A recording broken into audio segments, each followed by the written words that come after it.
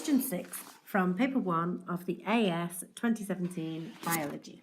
It starts off asking about the life cycle of a moss plant. Now, most students are going to go straight into a panic and think, I don't know that I've learned about a moss plant and its life cycle. But you don't actually have to, because the same basic principles that apply to meiosis and mitosis for plants and animals apply here. In fact, as we chunk up the question, as we read through it, we find that our answer is contained within. It tells us that figure 5 shows the life cycle of a moss plant.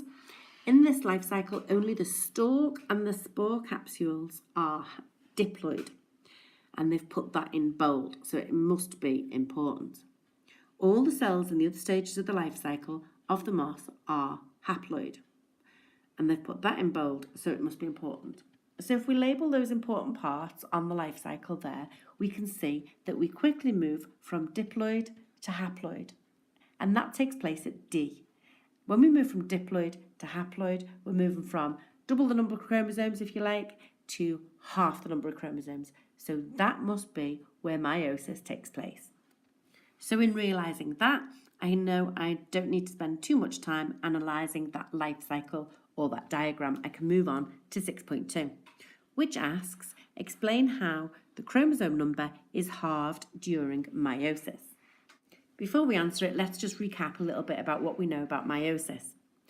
When cells begin to divide, the chromosomes, which are normally unwound, have to shorten and thicken. So the only time we see them is when they appear like an X shape. And it looks like an X shape because when it's shortened and thickened, it has also replicated itself. So this X shape, we still call it a chromosome, but it's actually got double the amount of DNA. It's made of 2 chromatids.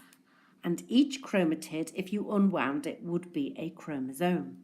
So here I have represented in A my normal cell with 2 chromosomes in there that's already been doubled up. 1 chromosome is red and 1 chromosome is blue. But of course, each is shaped like an X because each chromosome has been replicated and each chromosome is now made of 2 chromatids.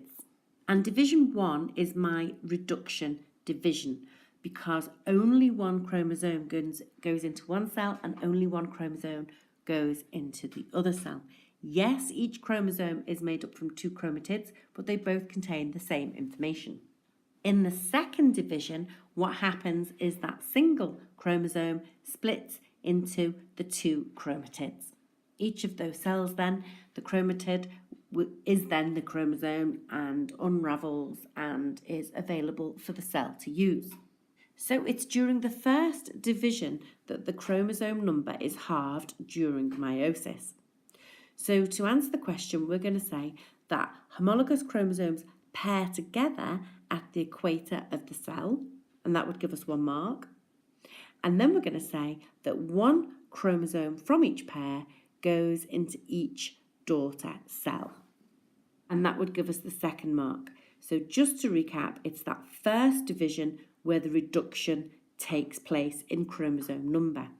Yes, the subsequent division reduces the mass of DNA, but it doesn't reduce the number of chromosomes. Okay, the next question says, what is the haploid number of chromosomes for this species of moss? And it's showing the cell at stage B of my diagram. Figure 6 shows 1 pair of chromatids that was 1 chromosome. So there were 6 chromosomes. And that's because it's in the 2nd stage of meiosis. And at the 2nd stage, it's already undergone a reduction division. It's already the haploid number. The next question asks, crossing over greatly increases genetic diversity in this species of moss. Describe the process of crossing over and explain how it increases genetic diversity. 4 marks. So we're going to get 2 marks for describing and 2 marks for explaining. To get the mark, all we needed to say was that homologous pairs of chromosomes associate. We can also say they form a bivalent. From there, a chiasmata forms. This is the part where they actually cross over. Equal lengths of the chromatid or alleles are then exchanged. That would be our third mark. There's no point talking about crossing over occurs because they give us that in the question. We then need to come full circle by checking back with the question because it asks us to explain how that increases genetic diversity. So for our fourth mark, we need to say that the crossing over therefore produces new combinations of alleles, which increases the genetic diversity. Let's just be clear about some of that terminology we've just used. In biology, when we refer to a bivalent, we're talking about a pair of chromosomes associated together, a pair of homologous chromosomes. And when we talk about the chiasmata, we're talking about the point of crossing over, the point where those chromatids overlap. Once again, I hope the video has been of use to you. Please do leave me a comment.